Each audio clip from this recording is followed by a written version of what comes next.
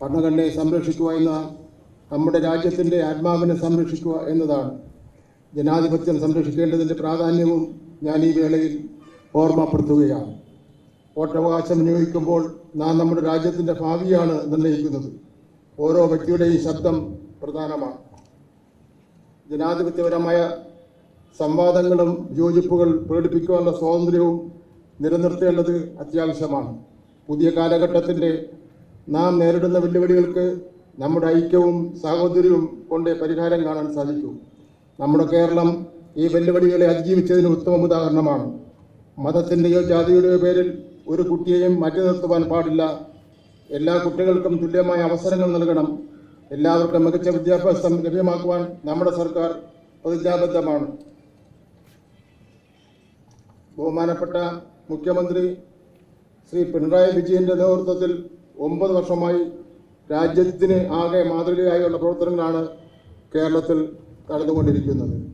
എന്നാൽ സർക്കാരിൻ്റെ പ്രവർത്തനങ്ങളെ പിന്തുണയ്ക്കേണ്ട ഭരണഘടനാ സ്ഥാപന മേധാവികൾ സർക്കാരിൻ്റെ പ്രവർത്തനങ്ങളെ തടസ്സപ്പെടുത്തുന്ന നടപടികളാണ് കൈക്കൊള്ളുന്നത്. ഗവർണർമാരുടെ നിലപാട് കേരളം, തമിഴ്നാട്, ബംഗാൾ തുടങ്ങിയ സംസ്ഥാനങ്ങളിൽ ഭരണസ്തംഭനം ഉണ്ടാക്കുന്ന തരത്തിലേക്കാണ് കാര്യങ്ങൾ എത്തിക്കുന്നത്. ഭരണഘടനാ നിർമ്മാണ സഭയിലെ ചർച്ചയിൽ ഗവർണറുടെ പദവിയെക്കുറിച്ച് ഡോക്ടർ BR അംബേദ്കർ വ്യക്തമായി പറഞ്ഞിട്ടുണ്ട്. ഗവർണർ ഒരു നാമമാത്ര തലവൻ മാത്രമായിരിക്കണമെന്നാണ് അദ്ദേഹം ഊന്നി പറഞ്ഞിട്ടുള്ളത്.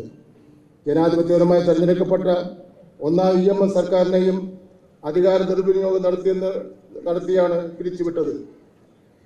ഈ ദിനത്തിൽ നാം ഇതൊക്കെ ഓർക്കണം. കേരളം എന്നും ജനാധിപത്യ അവകാശങ്ങൾക്കൊപ്പമാണ്.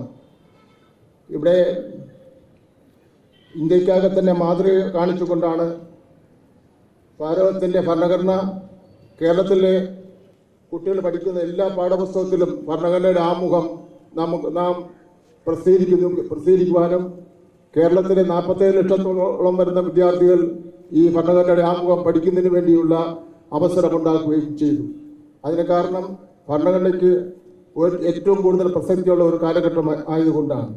ഈ സ്വാതന്ത്ര്യ ദിനത്തിൽ പങ്കെടുത്ത എല്ലാവരെയും, ദിനാഘോഷത്തിൽ പങ്കെടുത്ത എല്ലാവരെയും അഭിവാദ്യം ചെയ്തുകൊണ്ട് എൻ്റെ വാക്കുകൾ അവസാനിപ്പിക്കുന്നു. നന്ദി, നമസ്കാരം.